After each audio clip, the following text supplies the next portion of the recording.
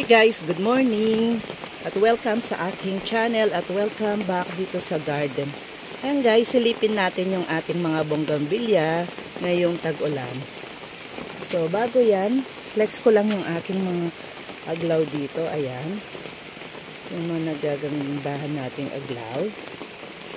So silipin natin ngayon yung ating bonggambilya. Ayan, nag-start na silang mamulaklak sana oh. Ayan. Ito si Tanglong pink. Kaso ngayon may bagyo na naman tayo kaya ayan. Ayan. Umuulan dito. So ito, yan, nag-i-start na. So ang ginawa ko yung mga maliliit ko, nilagay ko sa ilalim para at least hindi sila gaanong, kahit na babasa sila, hindi gaanong na ng tubig kasi yung banda doon nilagyan ko ng sako para hindi masyadong matuluan yung sa ibaba. So ayan, yung mga bulaklak. Nag-start nang mag-bloom sana yung mga bulaklak nila. Kaya lang, ayan, may bagyo na naman. So yan ang epekto lang ng pagwalang greenhouse yung ating mga bonggambilya. Ayan, diretso yung tubig. Kaya minsan, sobra talaga yung basa nila. Dahil wala akong greenhouse guys.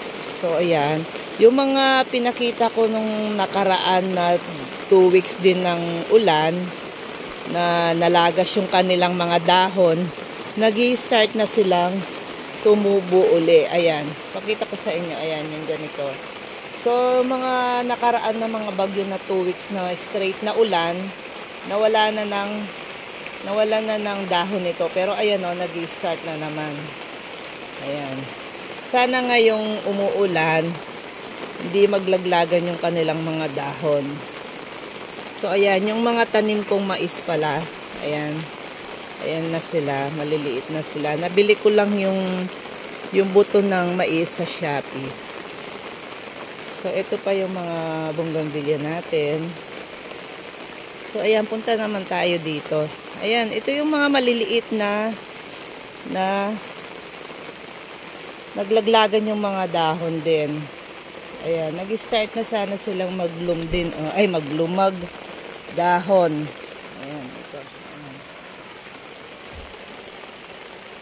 Kaya lang, ayan, may bagyo na naman. Kasi ayan, oh.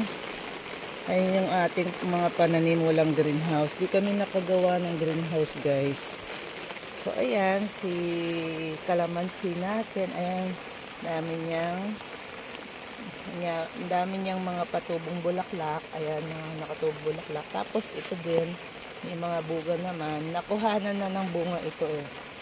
So ayan, panibagong bunga na naman itong kalamansi na yan. So ito, ayan. So ito, may nilagay ako sa ilalim, yung mga maliliit. Kasi pag sobrang nababasa din ating mga bonggambilya, ayan, nalulusaw yung kanilang mga ugat. Kaya ito, so mas maganda talaga yung greenhouse. Kailangan bago pa magawa yung pinapagawa ko sanang greenhouse, ayan, nagkabagyo na naman. Di pa nagawa, nagkabagyo na naman. So ito yung atin namang mulberry. Ayan, may mga bunga na siya. Nakuhanan na ng bunga ng mga bata ito. Tapos ito din mulberry. Ayan, si Magic Ice Cream na nung mga 2 weeks na pag-ulan, nalagas din ang mga dahon yan. As in, wala siyang dahon. At tapos, ito yung mga mabulaklak kong, limutan ko pangalan ng mga to guys. So, ayan. So, ito sana yung pinapagawa kong greenhouse. Ayan. Nakatayo na yung mga poste, pinakaano niya, poste. Kaya lang, ayan, di pa nagagawa guys. Ayan. Tapos yung sa dulo. Dito ko sana lalagyan ng bubong. Ito yung gagawin kong greenhouse. Mula dito, ito, hanggang doon. Kaya lang guys, ayan, di pa rin gagawa.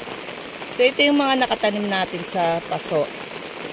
Tapos, doon sa dulo, mga nakatanim sa lupa. Ayan. May mga nakatanim tayo sa lupa guys. Ayan. Itong mga to guys, pinapalaki ko yung mga sanga talaga nila. Ayan, tignan mo ito.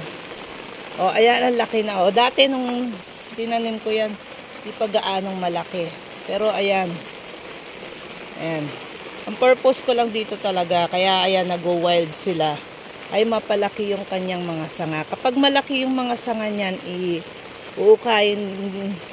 pauukay ko din at ipapaso.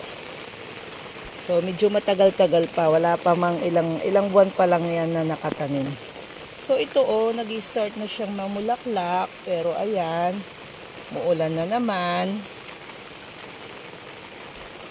So, ayan. Ayan, mula doon hanggang doon. Tapos, dito hanggang doon. Yung mga nakatanim sa lupa ito. Tapos, nakatanim sa paso. Tapos, yung doon sa dulo, yung mga maliliit natin na mga bugis. So, ayan. Ayan, ito nakatanim din sa lupa. Kaya, ayan, nag-wild na siya. Ayan, nabali na yung isang sanga niya.